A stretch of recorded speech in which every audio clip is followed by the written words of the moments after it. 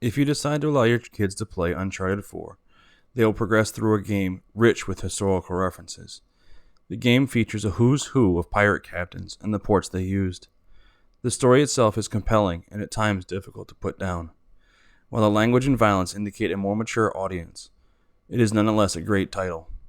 With Uncharted 4 released in 2016, it is likely to see a surge in popularity, with a movie expected to come out in 2020, starring Tom Holland from Spider-Man as a young Nathan Drake.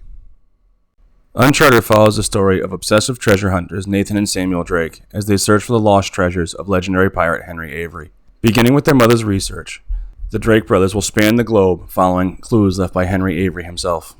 Following a brief tutorial chapter, the player begins the search inside a prison in Panama, which was built next to the ruins of a prison that once held Avery. After climbing up, over, and around the crumbling prison tower, the player will have to solve a puzzle carved into the walls of the prison. Once completed, Nathan will have found the next piece of the puzzle. As the game progresses, the player will travel from Panama to Scotland, Madagascar, and Libertalia, with each location feeling different and having different reactions from the characters. For example, while in Scotland, Sam will complain of the cold, and in Madagascar, after falling into a river, Nate will comment on how it was refreshing. Additionally, each location will play a little differently. In Scotland, Nate will slide on loose stone and ice, and in Madagascar, it's mud and rivers. Throughout each location are hidden treasures and journal entries for Nate to collect, with the journal entries serving as both hints and details of the story that expand on Nate's understanding of what's going on. Aside from the main story, the game features a co-op mode in which up to 3 players can play as a team, taking the place of Nate's companions. The game also features a competitive multiplayer mode, which is not part of this review. Finally, there is survival mode, in which the player can select additional characters from the story and play on a team of 3, facing wave after wave of enemies, with each wave becoming more and more difficult. As the players progress through, they'll earn currency to purchase upgrades with.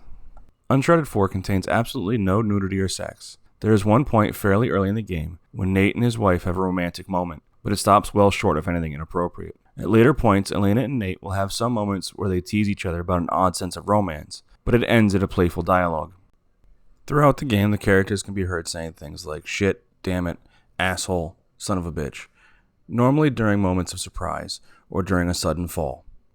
There is one point early in the game when Nate gets into a prison fight, and the inmate he's facing drops a single F-bomb and threatens to rip Nate's intestines out his ass, both of which are in Spanish and are the exception rather than the rule. If there was any other profanity in the prison sequence, it was entirely in Spanish, and I didn't catch it, not being fluent in Spanish myself. During cutscenes at the early stages of the game, and again at the end, some of the characters are shown smoking, usually Sam and Sully. During the auction house chapter, a few characters are depicted at a high-end auction drinking socially. During the gameplay, at no point is anyone, especially the main character, shown smoking or drinking, and at absolutely no point in the game are drugs mentioned, let alone shown. The players will use a variety of weapons to fight their enemies. Weapons include fists, handguns, an assortment of rifles, shotguns, grenades, and RPGs. The combat can be broken down into 2 basic types: direct combat and stealth. At numerous points, the player will have to engage in open gun battles, using either a handgun or a rifle taken from a defeated enemy. Like the rest of the game, the combat is done in third person, making it feel a little inaccurate. However, when enemies are shot, they will react based on where they are hit. Some enemies will wear varying levels of body armor, ranging from Kevlar vests and helmets to full body armor. In these cases, the player has the option to either shoot where the armor isn't, or to expose the head by shooting the helmet off. No matter where an enemy is shot, there is no gore or blood. Even enemies defeated with rockets and grenades will be thrown into the air, but will not be blown apart. Defeated enemies will fall randomly based on how they were killed, but will not show any signs of gore. At some points, the players will have the option to take out enemies using stealth without raising alarms.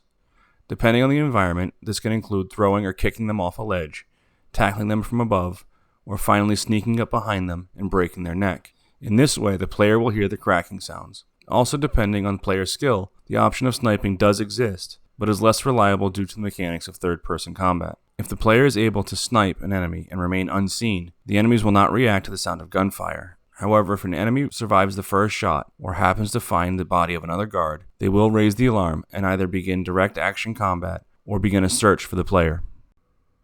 If you liked this video or found it helpful, please remember to hit the like button. If you'd like to see more content, don't forget to subscribe. If you have a game you'd like to have us review, please leave it in the comments. Thank you.